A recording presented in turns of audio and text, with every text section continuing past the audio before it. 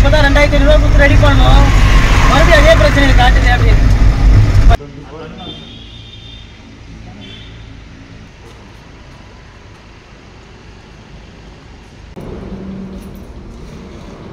भाई साहब नावा बोले फोन कर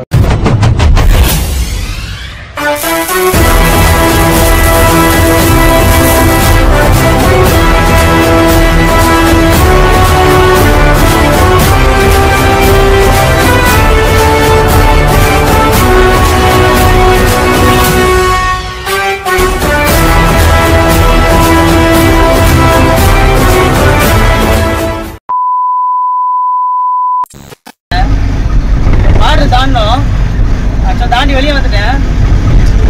எல்லாமே கேட்டாங்க, எல்லா ப்ரூஃப் கொடுத்துட்டேன். ஃபஸ்ட்டு டாக்குமெண்ட் கொடுத்தேன், எல்லாத்தையும் பார்த்துட்டாங்க. ஆக்சுவலாக நம்ம அவுட் ஆகிறோம். அதாவது மகாராஷ்டிரா பார்டர் மத்திய பிரதேஷ் பார்டர் நம்ம அவுட் ஆகிறோம்.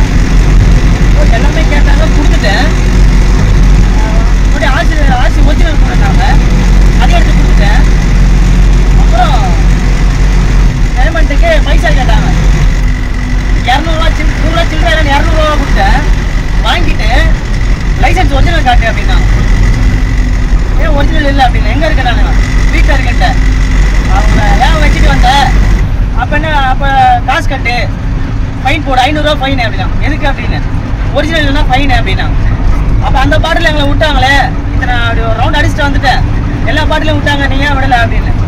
எல்லாமே ஒரிஜினல் காமிச்சாங்க. சரி வேணா பாரு வந்து நாப்பில் காட்டவா, லைசன்ஸ் டீட்டெயில் காட்டுவான்னு கேட்டேன்.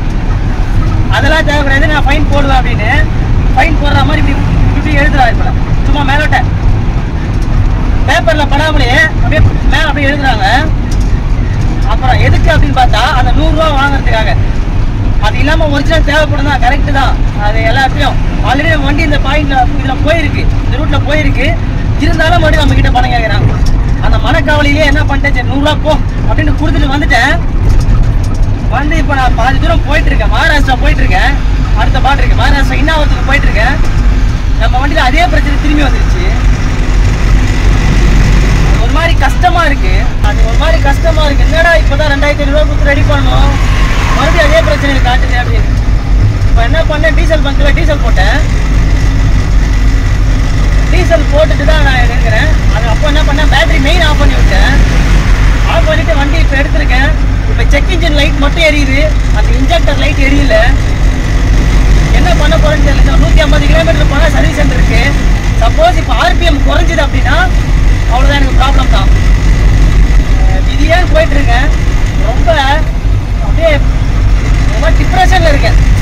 என்னடா இது, ஒரு ட்ரிப்பை ஜாலியாக முடிக்க முடியலையே அப்படின்ற மாதிரி கஷ்டமாக இருக்கு.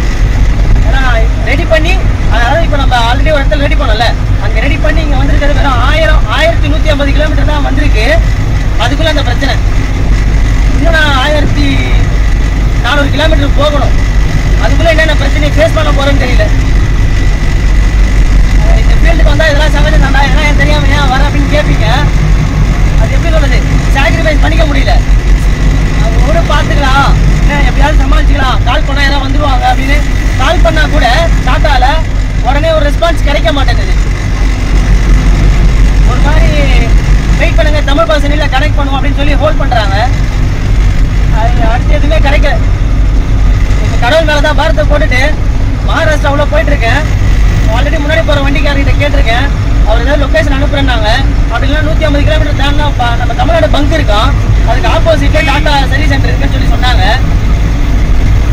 அங்கே போயிட்டு வேணா மறுபடியும் வண்டியை சர்வீஸ் கொடுக்கலாம் அப்படின்ற மாதிரி பார்த்துருக்கேன். சப்போஸ் அதுக்குள்ளே எதுவும் பிரச்சனை இல்லைன்னா டேரெக்டாக அங்கே போய் கொடுத்துடலாம். அங்கே பிரச்சனை எதுவும் வந்துச்சு, அது போகிறதுக்குள்ளே பிரச்சனை அப்படின்னா ஒன்றும் பண்ண முடியாது. பாப்பா அது நடுவில் ஏதாவது இருந்தால் என் லக்கு, இல்லைன்னா ஒன்றும் பண்ண முடியாது.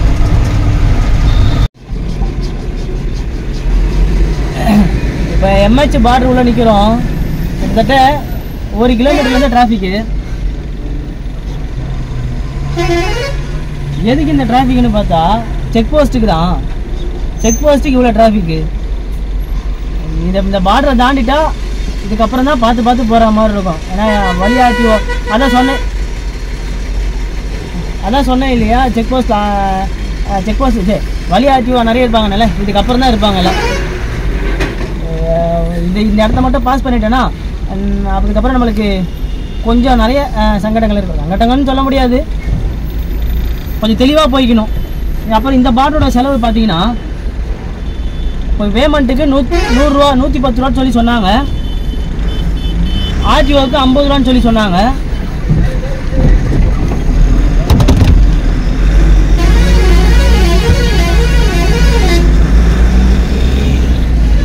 என்னடா சைடில் போக சொல்கிறான், எங்கடா போகிறது?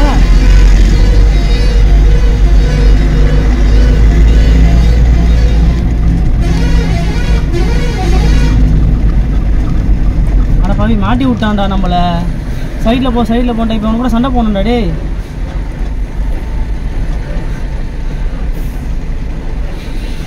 நம்ம எல்லாரும் திட்டணும், இப்போ நம்மளை திட்ட போகிறாங்க எல்லாம் சேர்ந்து.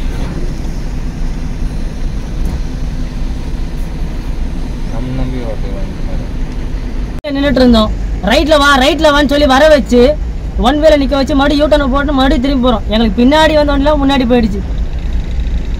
சரி, ரொம்ப கஷ்டமாக இருக்குப்பா. இந்த ஒரு வாட்டர் பாஸ் பண்ணுறது எனக்கு அவ்வளோ கஷ்டமாக இருக்குது. பாவம் இந்த 12 வீல் ஓட்டுறவங்களாம் ரொம்ப கஷ்டப்படுவாங்க போல். 12 வீல் 16 வீல் ஓட்டுறவங்களாம்.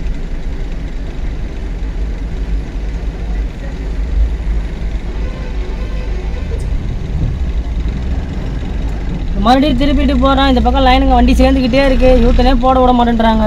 இதிலே கிட்டத்தட்ட எங்களுக்கு 1 மணி நேரம் மேலே ஆகுது.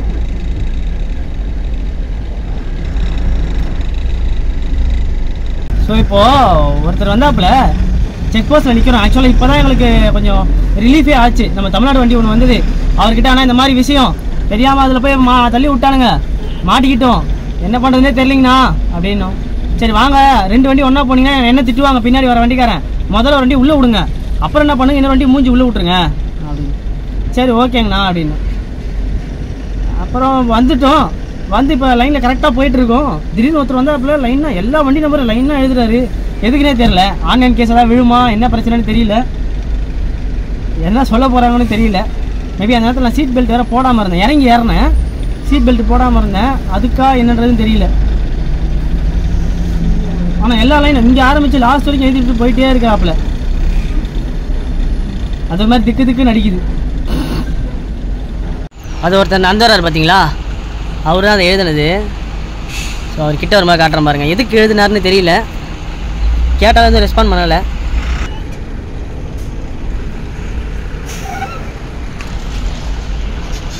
அவர் பாட்டுன்னு எழுதிட்டு போயிட்டாரு. ஆனால் எதுக்குன்னு தான் தெரிய மாட்டேன்னுது, சொல்லவும் இல்லை. இந்த பையனை போய் பின்னாடி ஒரு 12 வீல்காரர்கிட்ட போய் கேளுங்க அப்படின்னு கேள்றா அப்படின்னு போய் கேட்டிருக்கான். என்ன சொல்கிறாங்கன்னு தெரியல. இப்போ எங்கே இருக்கேன்னா பின்னாடி பார்த்தாலே தெரியும், மறுபடியும் சர்வீஸ் சென்டர் தான் வந்திருக்கேன். என்ன ஆச்சுன்னா ஆல்ரெடி ஒரு வேலை பார்த்தோம் இல்லையா, அது சரியாகவே இல்லை. மறுபடியும் வர வழியில் காமிச்சிச்சு. காலிலேருந்து எனக்கு ஒரே கஷ்டமாக போச்சு. நம்ம செக் போஸ்ட் தாண்டினதுலேருந்து அந்த பிரச்சனை. அது என்ன பண்ணாலுமே அது சால்வ் ஆகலை. பேட்டரி ஆஃப் பண்ணால் அந்த டைமுக்கு மட்டும் இருக்குது. மறுபடியும் 5 கிலோமீட்டர் வந்தோடனே மறுபடியும் லைட் ஏறி ஆரம்பிச்சிருது. மைண்டெல்லாம் அதே ஓடிட்டு இருந்துது. கிட்டத்தட்ட நான் ஒரு 300 150 ஒரு அப்ராக்சிமேட்டாக சொன்னால் ஒரு 200 கிலோமீட்டர் ஓட்டியிருப்பேன். நான் வண்டி எங்கே ஆஃப் ஆகிடுமோன்னு நினச்சேன். ரொம்ப அது ஆர்பிஎம் கம்மியாகி வண்டி ஷட் டவுன் ஆகிடுமோன்னு நினச்சேன். பட் ஆகலை. ஆனால் இவ்வளோ தூரம் வந்தது ரொம்ப பெரிய விஷயம். ஆனால் ஒரு மாதிரி கஷ்டமாக இருக்குது. என்னடா அடுத்தடுத்த பிரச்சனை வந்துக்கிட்டே இருக்கடா அப்படின்ற மாதிரி ஒரு மாதிரி கஷ்டமாக இருக்குது. சொல்ல முடியல, வார்த்தையால் சொல்ல முடியல. என்னால் அவ்வளோ கஷ்டமாக இருக்குது. மறுபடியும் இங்கே எவ்வளோ பில்லு போடுவாங்கன்னு தெரியல. அங்கே ஒரு 2500 ஆகிடுச்சா, மறுபடியும் இங்கே எவ்வளோ பில்லு போட போகிறாங்கன்னு தெரியல. கேரண்டின்ற வெஹிக்கிள் தான், பேருக்கு தான் கேரண்டி. பட் எல்லாமே பேமெண்ட்டு தான் எடுக்கிறாங்க. இங்கேயாவது என்னன்றதை பார்ப்போம். ஸோ நம்ம சேட்டா பின்னாடி வந்துட்டுருக்காரு. அதுவும் இல்லாமல் இங்கே இன்னொரு வண்டி காளிதாசன் சொல்லி ஒருத்தர், அப்புறம் நம்ம யுவராஜன், அவங்களும் இங்கே இருக்காங்க. எல்லாம் அப்படியே வரணிருக்காங்க. ஸோ அதுக்கப்புறம் என்ன பிரச்சனை ஏதுன்றதை இப்போ மறுபடியும் இப்போ பார்ப்போம். மறுபடியும் லேப்டாப் போட்டு செக் பண்ணுவாங்க போல். ஆல்மோஸ்ட் க்ளோஸ் ஆகிற டைம். ஸோ என்னன்றதை பார்ப்போம்.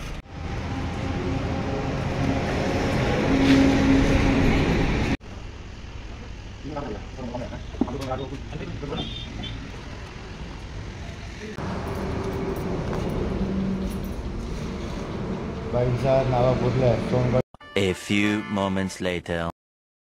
ஸோ இப்போ டைம் பார்த்தீங்கன்னா மணி 7. அங்கே ஆக்சுவலாக என்ன சொல்லிட்டாங்கன்னா போட முடியாது, அதாவது எங்கள் லேப்டாப் உங்கள் கனெக்ட் ஆகலை அப்படின்னு சொல்லிட்டாங்க.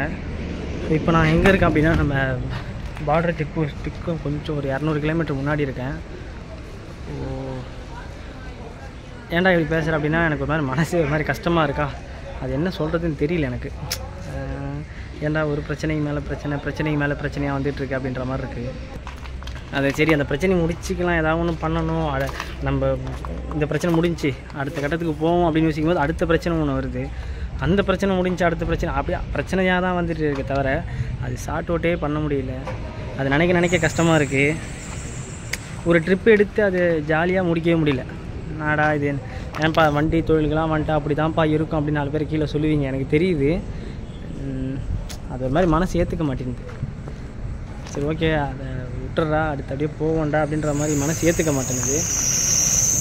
நாளைக்கு காலையில் அதாவது இன்னும் ஒரு 400 கிலோமீட்டர் நம்ம போயிட்டோன்னா ஹைதராபாத்தில் ஒரு சர்வீஸ் சென்டர் இருக்குது.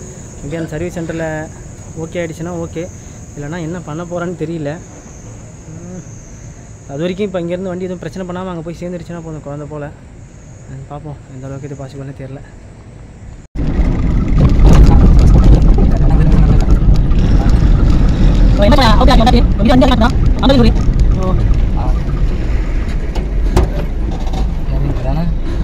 உட்காரு கிட்ட போய் இறங்கி உட்காரு.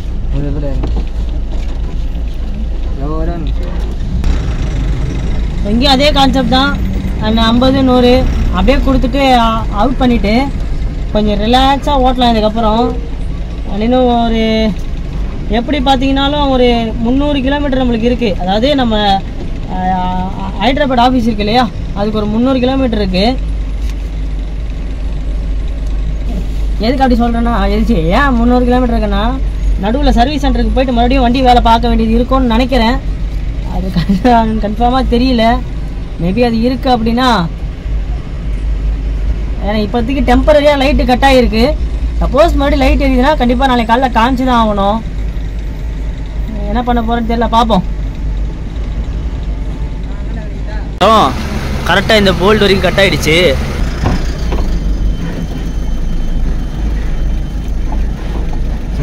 சரியா வேணாம்.